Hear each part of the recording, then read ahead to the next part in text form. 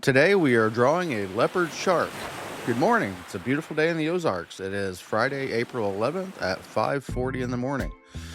So we are starting off with just doing our outline, base outline of the shark. So hopefully in future videos I will go straight to ink. So I'm still in a massive practice phase. Most of the drawing I pencil it first and then draw it out with the ink. I'm not real confident of my ability yet, so I like seeing it on paper before I try to ink it. Now there are some parts of it that I go ahead and ink now, getting my confidence built up. Like the eye, I went ahead and inked it. I'll go ahead and ink the sun or the moon when I do it, just because I don't want to redraw the angle freehand, because that's more practice that I'm trying to do.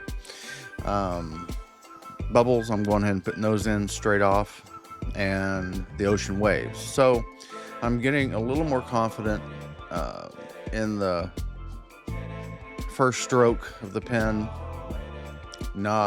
Not even close yet, so we'll keep working on that and see how I do.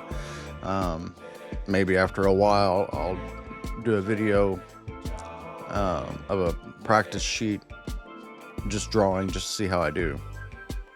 I decided on the leopard shark just because I thought they were interesting and they have distinct spots, which should be fun to color.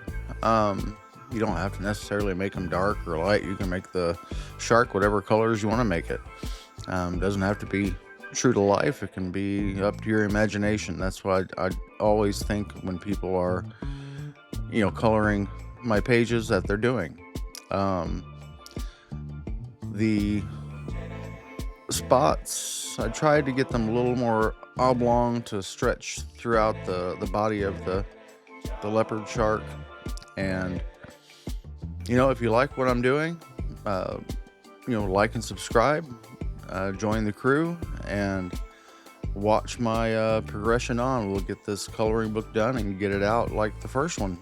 I hope you have a great day, and here's my final drawing.